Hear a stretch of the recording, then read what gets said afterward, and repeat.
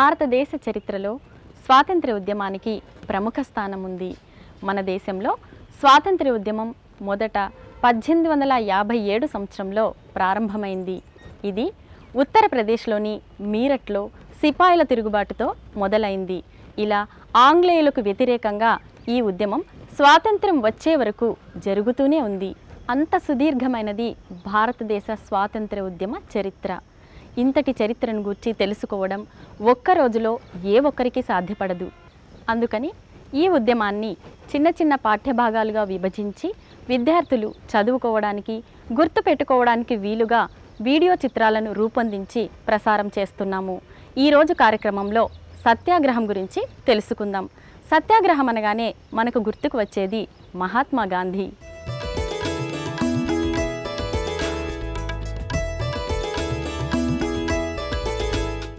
దండి సత్యాగ్రహానికి ముందు గాంధీ గారు మరికొన్ని సత్యాగ్రహాలు చేశారు.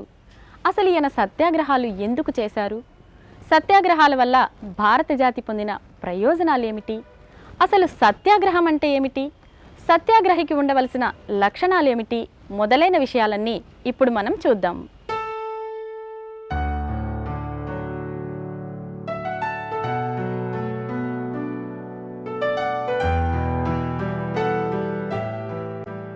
ఏంటి సుమా అంత సీరియస్గా పేపర్ చదువుతున్నావు?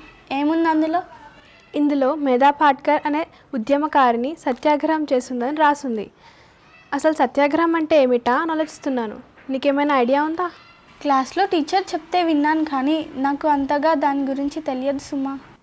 ఏంటమ్మా, దేని గురించి చాలా సీరియస్గా మాట్లాడుకుంటున్నారు?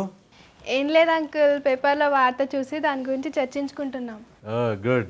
మిమ్మల్ని అంతగా ఆకర్షించిన వార్త ఏం వార్త అమ్మది? సత్యాగ్రహం అంటే ఏంటా అని ఆలోచిస్తున్నాను. మీరు ఖాళీగా ఉంటే దాని గురించి చెప్తారా అంకుల్? సత్యాగ్రహం గురించి ఇంతకుముందు మీరు చదివే ఉంటారు, వినే ఉంటారు. మీకేం తెలుసో ముందు మీరు చెప్పండి, ఆ తర్వాత నేను చెప్తాను. గాంధీజీ మన దేశానికి స్వాతంత్రం తీసుకురావడానికి సత్యాగ్రహం చేశాడని తెలుసు అంకుల్. బాగా చెప్పావమ్మా. సత్యాగ్రహం అనే ఆయుధంతో గాంధీజీ బ్రిటిష్ వారిని మన దేశం నుంచి తరిమివేశాడు, స్వాతంత్రాన్ని తెచ్చిపెట్టాడు. అలా ఒక కొత్త శాంతియుత ఆయుధాన్ని ప్రపంచానికి బహుమానంగా ఇచ్చాడు. అంకుల్, మరి సత్యాగ్రహం అనే ఆయుధాన్ని ఎలా ఉపయోగిస్తారు? సత్యం, అహింస అనే అంశాల మీద ఆధారపడ్డదే ఈ సత్యాగ్రహం అనే విధానం.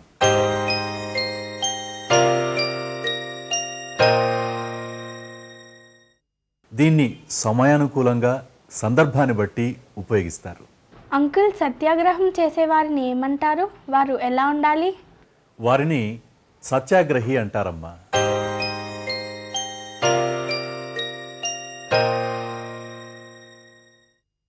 సత్యాగ్రహి సత్యనిష్టతో, సంపూర్ణమైన భావాలతో ప్రశాంతంగా ఉంటాడు.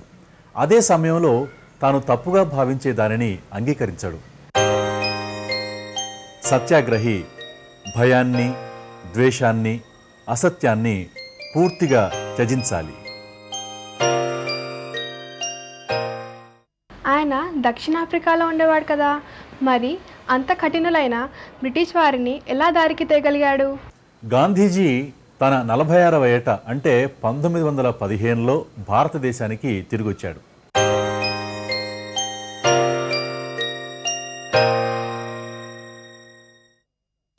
తిరిగొచ్చిన తర్వాత తన రాజకీయ గురువైన గోపాలకృష్ణ గోఖలే సలహా మేరకు గుజరాత్లోని అహ్మదాబాద్లో ఒక ఆశ్రమాన్ని స్థాపించాడు.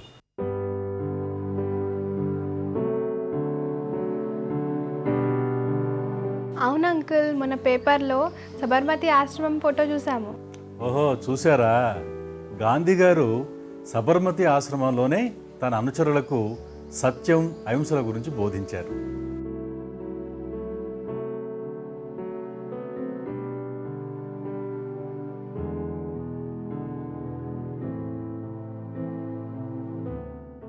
సత్యాగ్రహంలో తిట్టుకోవడం, కొట్టుకోవడం లాంటివి ఉండవా అంకుల్?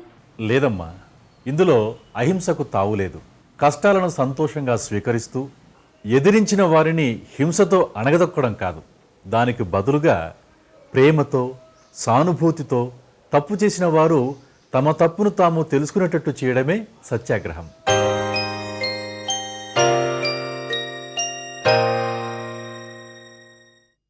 సత్యాగ్రహం అనేది ఆఖరి ఆయుధం కావాలి. అందరికీ నచ్చ చెప్పినా ఒప్పుకోని పక్షంలో సత్యాగ్రహం చేపట్టాలి. గాంధీ గారు సత్యాగ్రహం చేస్తానని బెదిరించడంతో బ్రిటిష్ వారు భయపడిపోయి భారతదేశం నుండి కూలీలను కొనుక్కుపోయే పద్ధతికి స్వస్తి చెప్పారు. ఇది గాంధీ గారి తొలి విజయం.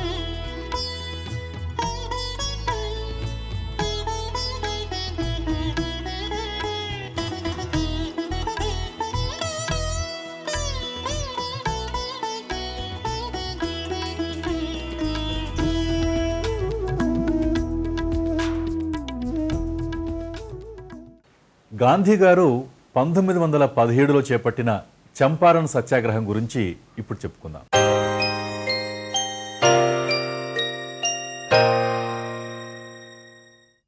చంపారన్ అనేది ఇప్పటి బీహార్ రాష్ట్రంలో ఒక జిల్లా.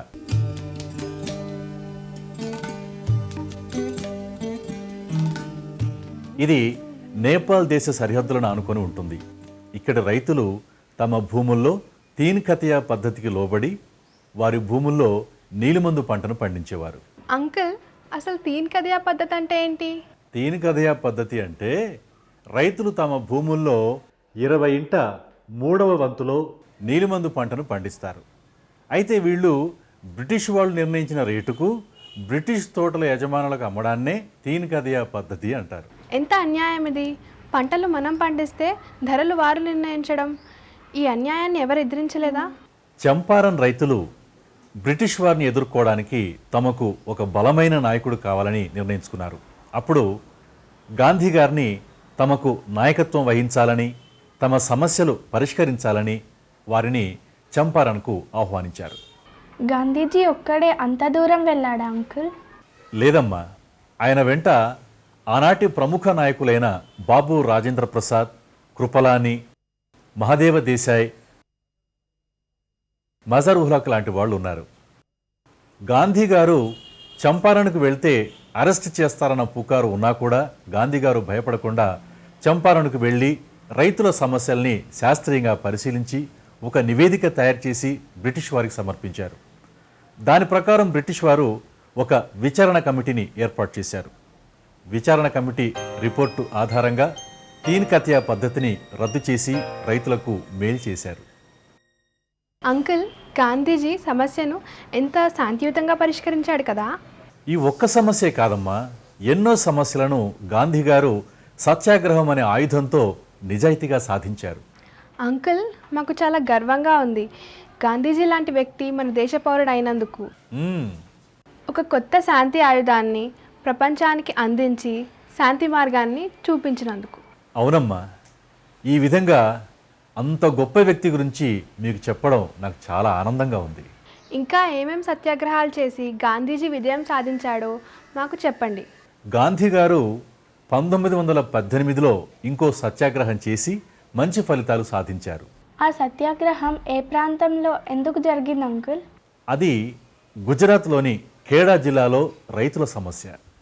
రైతుల సమస్య ఏంటది? అక్కడ అన్ని రకాల పంటలు పండించేవారు. కాకపోతే సమస్య ఏమిటంటే కరువు వచ్చి పంటలు పండకపోయినా కూడా శిస్తు చెల్లించమని రెవెన్యూ అధికారులు రైతులను వేధించేవారు. పంట పండకపోయినా పన్ను కట్టడమా? ఎంత అన్యాయం!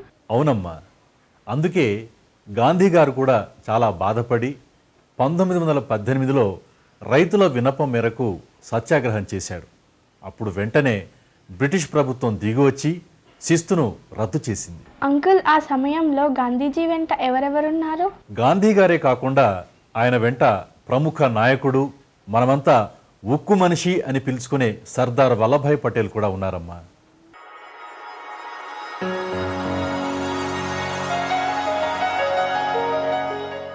రైతుల సమస్యలే కాదు, కార్మికుల సమస్యలను కూడా గాంధీ గారు సత్యాగ్రహం చేసి పరిష్కరించారు. కార్మికుల సమస్య ఏంటది? గుజరాత్ రాష్ట్రంలోని అహ్మదాబాద్ నగరంలో నేత కార్మికులు వేతనాలు పెంచాలి అంటూ సమ్మె చేస్తున్నప్పుడు గాంధీ గారు కూడా ఆమరణ నిరాహార దీక్షకు పూనుకొని మిల్లు యజమానులతో మాట్లాడి వేతనాల పెంపుకు ఒప్పించారు. ఇలా సత్యాగ్రహం అనే ఆయుధంతో ఎంతో సహనంతో బ్రిటిష్ వారిని గెలిచిన గాంధీజీని గురించి ఇప్పుడు వివరంగా అర్థం చేసుకున్నాం. అంకుల్, ఇంత జరిగిన బ్రిటిష్ వారి వైఖరిలో మార్పు రాలేదా? వచ్చింది. గాంధీజీ ఒక ప్రజాశక్తి అని, అతని సత్యాగ్రహ విధానం తిరుగులేని విజయాలను సాధించి పెడుతుందని బ్రిటిష్ వారు త్వరలోనే గ్రహించారు. మరి దాని ఫలితం ఏం జరిగింది అంకుల్? అలా వివిధ ప్రాంతాల సమస్యలను పరిష్కరించిన గాంధీజీ తిరుగులేని నాయకుడై భారత ప్రజలను ఒక్కతాటిపై నడిపించగలిగాడు. ఆ విధంగా గాంధీ గారు భారత స్వాతంత్రోద్యమంలో ఒక తిరుగులేని నాయకుడిగా ఎదిగారు. మరి భారతదేశంలో ప్రజలందరూ పాల్గొన్నారా? అవునమ్మా, రైతులు, కార్మికులు, విద్యార్థులు, మహిళలు అన్ని వర్గాల వారిని చైతన్యపరిచి ఒకే గొడుగు కిందకు తీసుకువచ్చి మహా ఉద్యమాన్ని నడిపిన నేత గాంధీజీ. అందుకే వారు జాతి పిత అయ్యారు. మాకు సత్యాగ్రహం గురించి చాలా చక్కగా చెప్పారు అంకుల్. మాకు స్కూల్కి టైం అవుతుంది, మేము వెళ్ళొస్తాం అంకుల్. అలాగే వెళ్ళండి. ఇప్పటి వరకు మీరు విన్న పాఠ్యభాగంలోని ముఖ్యాంశాలను మరొకసారి గుర్తు తెచ్చుకుందాం. సత్యాగ్రహం ఒక శాంతియుత ఆయుధం. సత్యము, అహింస అనే అంశాలపై ఆధారపడ్డదే సత్యాగ్రహం. సత్యాగ్రహం చేస్తున్న వారిని సత్యాగ్రహి అంటారు. సత్యాగ్రహం భౌతిక ఆయుధం కాదు, నైతిక ఆయుధం. సత్యాగ్రహి భయాన్ని, ద్వేషాన్ని, అసత్యాన్ని పూర్తిగా త్యజించాలి. క్రీస్తు శకం 1917 సంవత్సరంలో చంపారన్ సత్యాగ్రహం జరిగింది. చంపారన్ అనేది ఇప్పటి బీహార్ రాష్ట్రంలో ఒక జిల్లా. గాంధీజీ చేపట్టిన చంపారన్ సత్యాగ్రహ ఫలితం తీన్ కథియా పద్ధతి రద్దు. క్రీస్తు శకం 1918 సంవత్సరంలో గుజరాత్లో ఖేడా సత్యాగ్రహం జరిగింది. ఇది రైతుల సమస్య గురించినది. క్రీస్తు శకం 1918 సంవత్సరంలో అహ్మదాబాదులో నేత కార్మికుల వేతన పెంపుకు సంబంధించిన సత్యాగ్రహం జరిగింది. స్వాతంత్రోద్యమ సమయంలో అన్ని వర్గాల ప్రజలను చైతన్యపరిచి ఒకే గొడుగు కిందకు చేర్చిన గొప్ప వ్యక్తి గాంధీజీ. అందుకే గాంధీని జాతిపిత అని పిలుస్తాం.